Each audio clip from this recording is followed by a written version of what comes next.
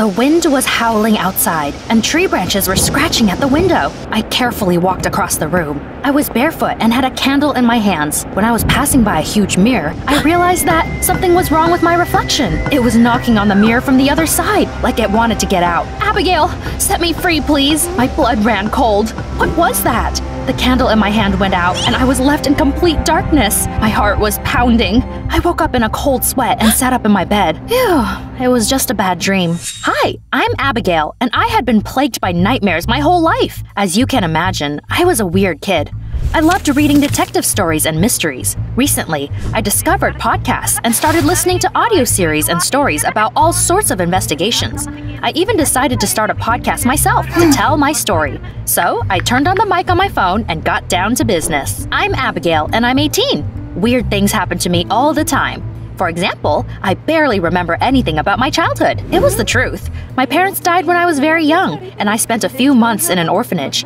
Luckily, my uncle and aunt eventually adopted me. They were both cool and successful businessmen. However, I hardly remembered anything about my life before the orphanage. How's that for the first podcast episode, huh? My memory lapses worried my guardians. They even asked a doctor to examine me once. After a long conversation, he said I was perfectly healthy. My mind just blocked certain memories to help me deal with the loss of my parents. I didn't think about it much because my life was wonderful. My uncle and aunt loved me, and I never lacked for anything. Besides, I was getting ready for college exams and had an incredibly smart and caring boyfriend called Toby. Still, sometimes I felt sad for no reason. Or cheerful. I could burst into tears while watching a comedy, or suddenly have a fit of giggles.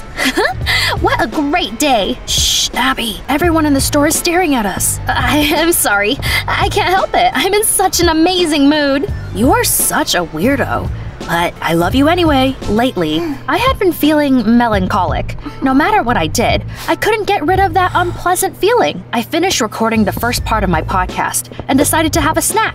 But on the way to the kitchen, I accidentally bumped into a shelf and a photo fell off it. In the photo, I was standing next to my parents. The frame had broken. I picked up the photo and realized a piece of it was missing. Was someone cut out of the picture? Weird. Later, I asked my uncle and aunt about it. They said that the photo was too big to fit into the frame, so a part of it had really been cut off. I almost believed them, but they exchanged pointed glances, which looked suspicious. They were definitely hiding something. That night, I had another nightmare.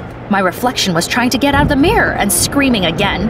"Remember me, Abigail?" As soon as I woke up, I immediately turned on the mic and retold my nightmare for the podcast. More and more listeners were growing interested in my story by the day. It inspired me to keep going. Unfortunately, my nightmares got worse. I called Toby and told him I'd barely been sleeping lately. He was in the first year of college and dreamed of becoming a psychologist. Toby said that my subconsciousness was probably trying to tell me something. The reflection is like your twin. Maybe your brain is trying to make you remember someone. Could you have a twin sister? His words made sense. I didn't remember much about my childhood, so I decided to talk to my aunt and uncle again and ask them if I had a sister. "Abby, you read too many detective stories." My guardian said I was an only child, but they were so nervous, my aunt even dropped a cup of coffee. Something wasn't adding up. I decided to get to the bottom of it. In the attic, I found an old album with photos of my parents. Weirdly enough, some pages in the album were empty, like someone had removed some of the pictures. I found something useful anyway. Check this out! It was a page from Mom's private diary. She had written she dreamed of watching the sunset on Mount Mitchell, the highest mountain in our state, with my dad. "Mom, Dad, you didn't get to fulfill your dream, but I will do it for you." I carefully hid the paper, went downstairs, and called Toby again. He had another great idea. "You need to give your memory a push. Sometimes people go back to the neighborhood where they grew up, and it helps." "Toby, you're a genius! This is a brilliant plan." The next morning, we went to the house where I used to live with my parents. I hadn't remembered the address, but found it in the documents. Well, does anything seem familiar? I looked around and saw swings hanging off a tree next to the house. Flashes of images from my childhood appeared before my eyes. I remembered swinging on them with another girl. Could it be my sister?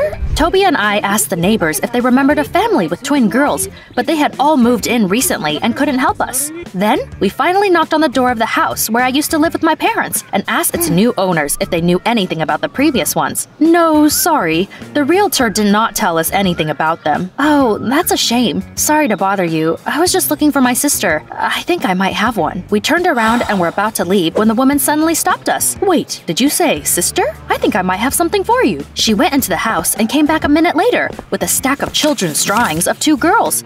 There were two names written next to them. Abigail and Emma. We found these drawings in the attic. They probably belong to you. I thanked the woman for her help.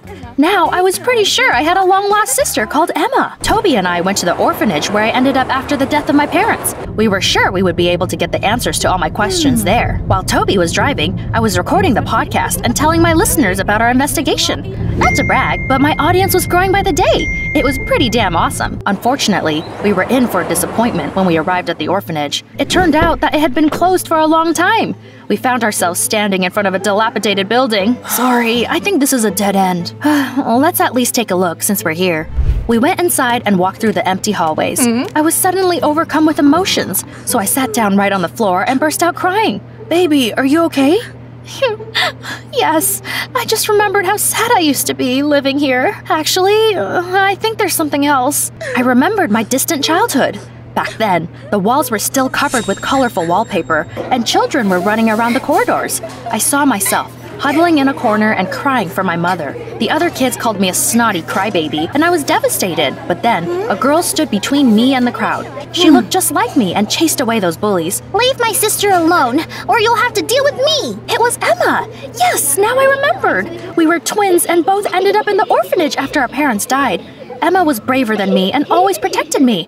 But then one day, my uncle and aunt adopted me and left Emma there. We didn't want to part and promised each other we would meet again. Emma, I'll find you! I'll be waiting! How could I forget my sister? I was mad at myself and even madder at my aunt and uncle. How dare they separate us and hide it from me? I told Toby the truth about my past and asked him to give me a ride home. On the way there, I kept recording my podcast and told the listeners about our trip to the orphanage. Everyone wanted to know how my adventure would end. As soon as I got home, I confronted my aunt and uncle and told them that I remembered Emma. Why didn't you tell me about my twin? Oh, Abigail, we hoped it wouldn't come to this, but you need to know the truth. There is no Emma. Then, they told me that my mother had a split personality disorder. She created a second, stronger personality that protected her from everyone and helped her when she was stressed out. We worried that you might have inherited that disorder. Wait, are you saying that Emma was a figment of my imagination? I couldn't believe it and stared at Toby. He thought about it and said it was possible. Children often create imaginary friends to deal with loss. That's what we were taught in college.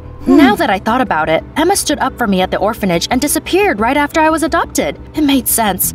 Had my sister really only existed in my imagination? I demanded to know why there were so many blank pages in our family album, but my aunt said they just lost a lot of photos when they moved.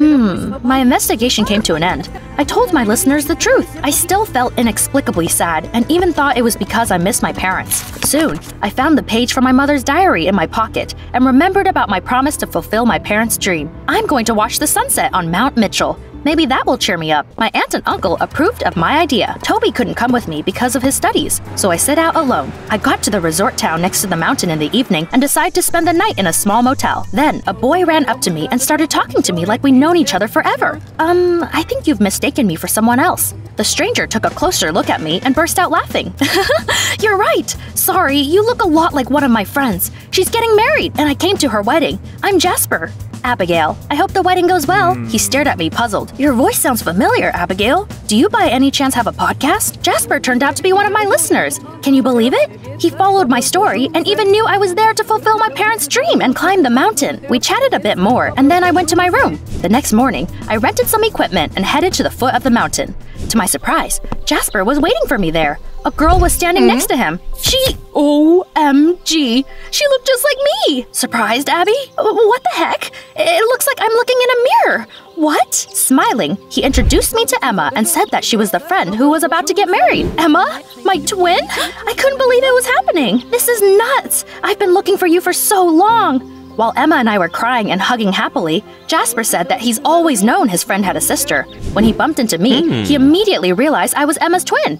I listened to your podcast, so I knew you were looking for your sister and decided to arrange a surprise. Now, you can fulfill your parents' dream, girls. We thanked Jasper for helping us reunite. He left and we started climbing up the mountain. We talked a lot on the way to the top, and I found out that after my uncle and aunt took me away from the orphanage, Emma was adopted by Millionaires. I've never wanted for anything, but my adoptive parents are very strict. They took me to the city and forbade me from keeping in touch with my relatives or talking about you. We got to the top just in time. The sun was about to set.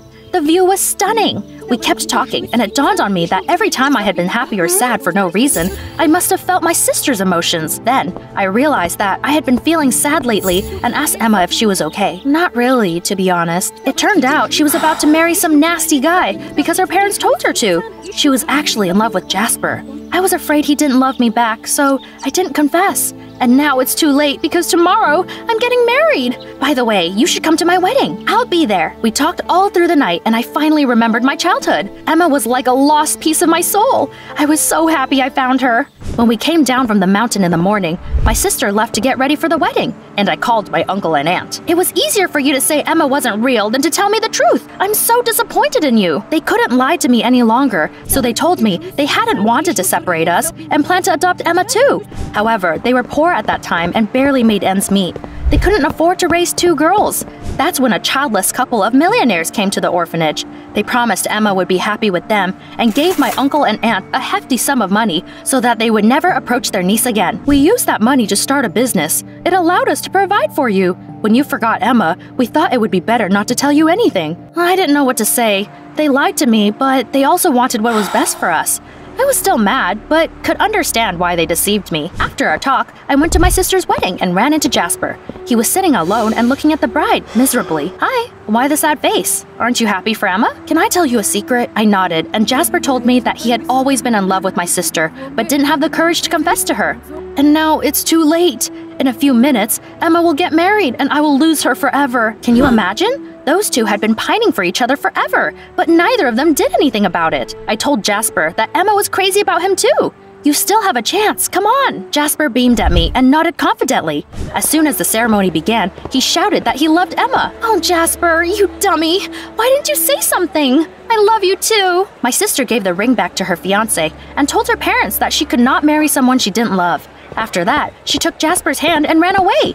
Everyone was shocked, and Emma's parents were furious. I was so happy for my sister. Soon, I came back home. Toby met me at the bus stop. I missed you like crazy. Have you fulfilled your parents' dream? I did more than that. I smiled slyly and nodded at the bus. Emma and Jasper got off it. I introduced them to my boyfriend and told Toby about my adventures. Then, we came home to my uncle and aunt. They burst into tears of joy when they saw Emma. Her parents will probably be mad for a while. Well, they shouldn't have hidden their daughter from her relatives or insisted on a marriage of convenience. They got what they deserved. I'm sure we'll be fine now. Maybe I'll start another podcast and tell you what happened next. Press like and subscribe to the channel. Don't miss the new stories.